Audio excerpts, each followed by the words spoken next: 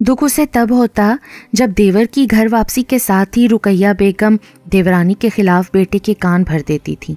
دن میں ہوئی کسی بھی معمولی سی بات کو وہ مبالغہ آمیزی کی حد تک بڑھا چڑھا کر اس کے اپنے شوہر محمود کو بھی سناتی تھی۔ جب محمود ماں کے پاس سے اٹھ کر اپنے کمرے میں آتا تو وہ بہت برہم ہوتا۔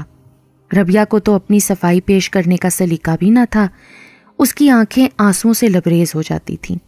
اب رونے دھونے کی کوئی ضرورت نہیں ہے، اپنی بدتمیزی پر اماں سے معذرت کر لینا، وہ اکتا کر بیوی کو مخاطب کرتا۔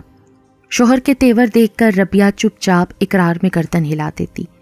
کبھی کبھی تو اس کا دل کرتا تھا کہ محمود کی دفتر سے واپسی پر وہ اماں سے پہلے ہی شوہر کو دن میں پیش آئے واقعے کی درست جزیات کے ساتھ تفصیل بتا دے، لیکن پھر اسے اپنی مرحومہ ماں کی نصیحت یاد آ جاتی۔ دیکھو بیٹا، جب شوہر دفتر سے تھکا ہارا گھر آئے تو اس کے سامنے ایک دم سے شکوے شکایتوں کی پٹاری کبھی مت کھولنا۔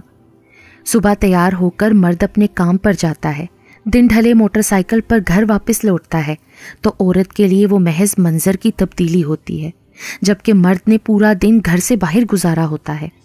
گزرے دن میں اس پر کیا بیتی ہوتی ہے یہ صرف وہی مرد جانتا ہے۔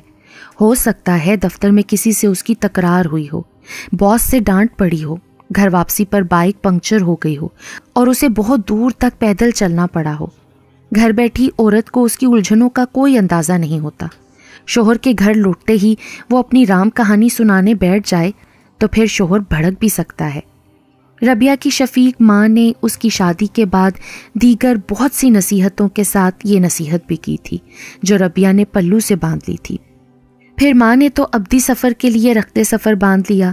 سسرال کی اونچ نیچ سے نمٹنے کے لیے ربیہ کے پاس پلو سے بندھی ماں کی نصیحتیں ہی باقی رہ گئی تھیں۔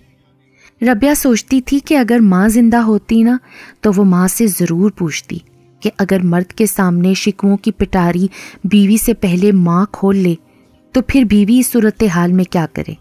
پھر ماں کی ایک اور نصیحت یاد آتی تو جیسے اپنے سوال کا خود بخود جواب مل جاتا۔ عورت کے پاس صبر اور شکر دو ایسے ہتھیار ہیں جن کی بنا پر وہ صرف سسرال کی اجنبی سرزمین پر اپنے قدم مضبوطی سے جما سکتی ہے، اور اللہ کی مدد شامل حال رہے تو عورت کی بے زبانی کے باوجود کوئی زبان ضرور ایسی ہوگی جو اس کے لیے توصیفی کلمات ادا کرنے پر مجبور ہو جائے گی۔